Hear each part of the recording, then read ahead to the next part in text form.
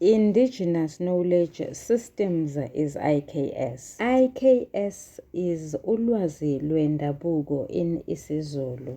IKS is African knowledge, science, and psychology of things. For example, it is a black science to prepare for rain that is going to be thundering heavy as well. We used sticks that are called abafana in isiZulu. Sanibonani balingani mabhungu namatshitshi, igama lami nguSpooky N isiZulu. Namhlanje senza umbhalo obuciko obizwa ngokuthi ukufa kukaShaka obhalwe ngu-Zondi. Sizokwenza inkomba, umbuzo omude, uphawu lokuhlaziya olubizwa ngokuthiwa ukuxhumana phakathi kwenkulumompendulwano noma kwenkulumo kayedwana nesenzeko. Ngaphambi kokuthi siqalise, let me do the following. Let me acknowledge everyone that is here, old and new subscribers alike. Guys, you are valued, loved, and appreciated. Let me also extend this acknowledgement to our lovely visitors. Please stay here. Remember, this is your permanent home. As you do that, please spread the word, as that may assist the channel kakhulu. Ake sibuyeleni-ke ku-essay yethu. Sithena isihloko sithi ukuxhumana phakathi kwenkulumompendulwano noma kwenkulumo kayedwana nesenzeko. Sizobhala-ke manje igama ngosonhlamvukazi elithi isingeniso. Bese singenisa ngalolu hlobo: ukuxhumana, ubudlelwano, ukuhlangana thizeni, ukubambisana phakathi kwezinto ezimbili. Ngokwalo mbuzo, lezonto ezimbili yinkulumo mpendulwano noma inkulumo kayedwana kuleli cala, kanti ngakwelinye icala yisenzeko. Inkulumo mpendulwano yingxoxo kubadlali ababili noma ngaphezulu. Inkulumo kayedwana yimicabango yomdlali oyedwa. Leyo midlinzo nemicabango uzoyikhuluma lowo mdlali.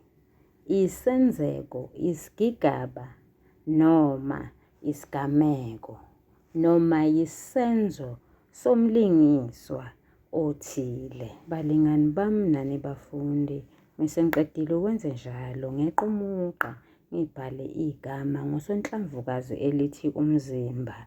Lona ngumzimba we-essay. Ngakho-ke ngizohamba ngiyocaphuna izibonelo emdlalweni ezifakazela ubudlelwano obukhona phakathi kwenkulumompendulwano noma kwenkulumo kayedwana nesenzeko. Kunokuxhumana phakathi kwenkulumompendulwano yabadlali ababili, okungubabekazi wenkosi uShaka, uMkabayi, kanye nomntwana uDingane, nesenzeko esalandela. Inkulumompendulwano phakathi kukababekazi uMkabayi kanye nomntwana uDingane yayimayelana nokungaphatheki kahle kukaMkabayi ngendlela inkosi uShaka esibusa ngayo. Ibona isimo esimanzonzo ngoba izintombi seziphenduke imijendevu, izinsizwa sezitheniwe, okuchaza ukuthi sekoganana amakhehla nezalukazi ukuze isizwe sande.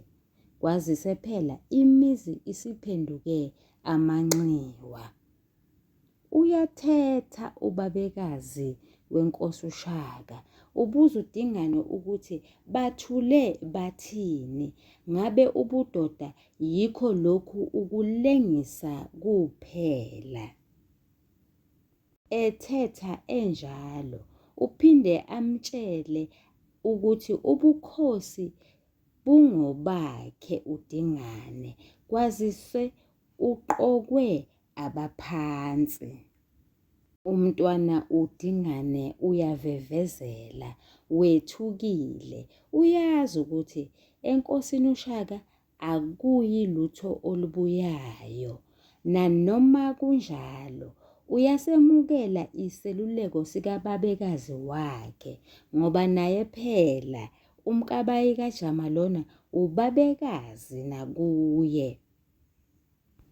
Useyabufuna lobu bukhosi. Uyafuna ukuthatha izintambo. Uyafuna ukuba inkosi uShaka isocongwe. Yingakho nje isenzeko asenza sikhombisa isibindi esikhulu. Simbona engesabi ukutshela inkosi uShaka emehlweni ukuthi umbango usuka emlotheni silo, okutshela inkosi uShaka ukuthi makaqaphele, angacabangi ukuthi kuhle konke, kuyovele kubheduke okubi engalindele.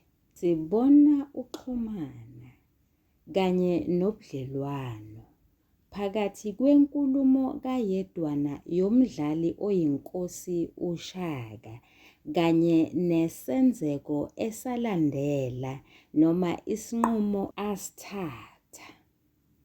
Ucabanga amazwi omntwana uDingane, uyadlinza, uyabalisa, uzibuza ukuthi ngabe umntwana uDingane ubeqondeni, ngabe umbophele amanqina enyathi yini, ufuna ukumbangisa ubukhosi bakhe. Kanjani ngoba into enjena wayigwema kudala ngokuba angavumi ukuthi indlunkulu ikhulelwe izale izingane zabafana. Ngokuthi inzalo yakhe yabafana ibulawe, ubengafune kubangiswa. Ubalisa ngokuthi angelokothe abulale abafowabo ngokukhipha izwi elithi mabasiwe kwagoqanyawo. Abafowabo yigazi lakhe, banegazi lasebukhosini, abantu boselwa, umndeni wakhe, ukuchitha igazi labo, ukuzibizela amashwa. Le nkulumo kayedwana yaphetha ngokuthi athathe isinqumo sokuba uyobakhipha ngelinye ilanga nempi ukuze bafele empini. Yena enguShaka nje akaseyukuba nacala ngoba igazi labo liyobe lingachithwe nguyena, izandla zakhe ziyobe zimhlophe. Nangempela yakhishwa impi yamaxhegu.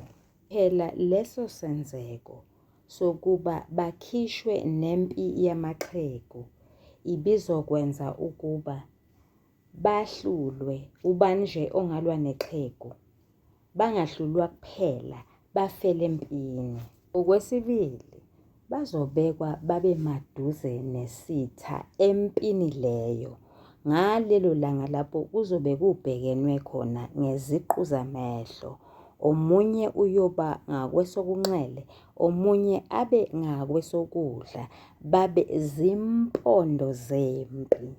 Kunokuxhumana phakathi kwenkulumompendulwano, okuyingxoxo phakathi kukaMkabayi noDingane, kanye nesenzeko esalandela lapho. Ubabekazi womntwana uDingane, uMkabayi, uthukuthele ugane unwabu ngoba umntwana uDingane ungqondekile, akaboni ukuthi ubekhishwe nebutho lamaxhegu nje ngoba bekubulawa bona. Kuyamangalisa ubabekazi wenkosi uMkabayi ukuthi namanje uDingane usengakaboni ukuthi inkosi uShaka inobuhlakani. Khishwa namaxhegu nje yingoba amaxhegu awasenawo amandla. Phela ukube inkosi uShaka ibizimisele ukuba babuye empini, ibizobakhipha noFasimba noDlambedu, kumbe-ke ibutho lamaphela, ngoba onke lawo mabutho ngamabutho anamandla futhi ayizilwi. Isenzeko esalandela lapho ukuba uMhlangana abe yingxenye yaleli tulo lokusocongwa kwenkosi uShaka.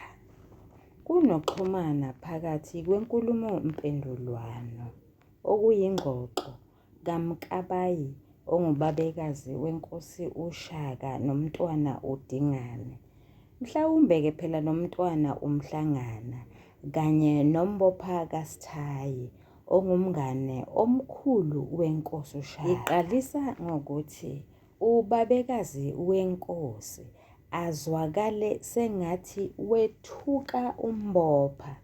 Balingani bami nani bafundi, isenzo sokwethuka umbopha nguMkabayi simveza engumlingiswa noma engumdlali onjani uMkabayi. Simveza njengomdlali ohlakaniphile, ofuna ukuzwa amanzi ngobhoko. She is testing the waters.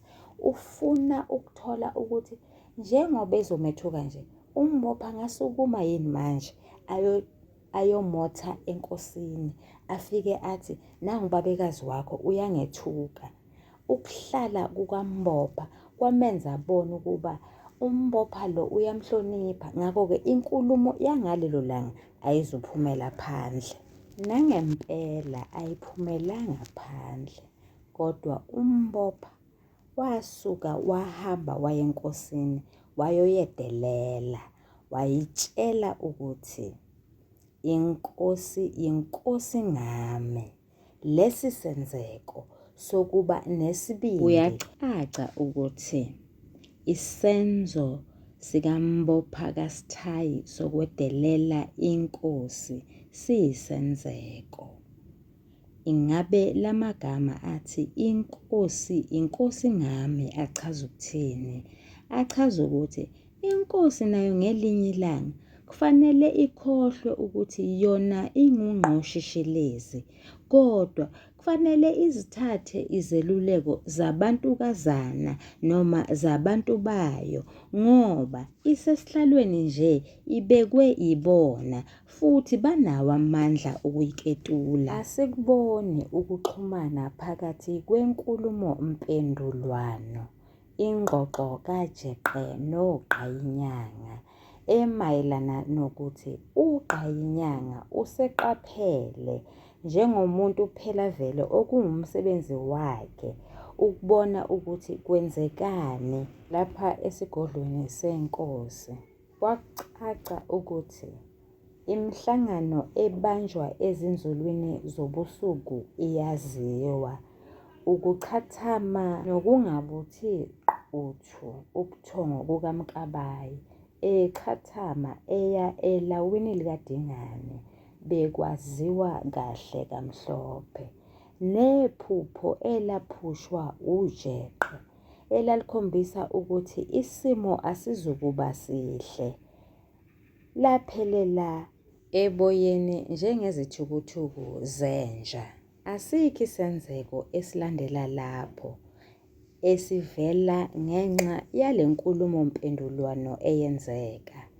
Bobabili uJeqe noGayinyanga bawuhlaba inhlali.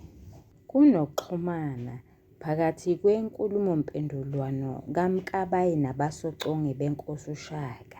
Yonke into yayihleliwe, kwakuzophunywa nempi, bese bona benyomuka kungazelele muntu, babuye bezosoconga inkosi. NoJeqe imbala kazukuba khona, inkosi izoba yodwa nje vo nenyanga yayo esibayeni.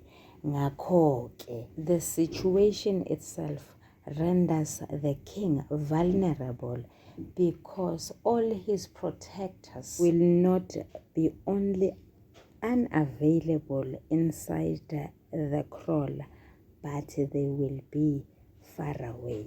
Isenzeko esalandela lapho esokusocoma kwenkosi uShaka. Uma sengiqedile ukwenze njalo, ngeqa umugqa ngebhale igama elithi isiphetho. Ngenhlanhla enkulu isiphetho uvo lomfundi. Ngakho-ke ngiyema la, uyathandwa usale kahle.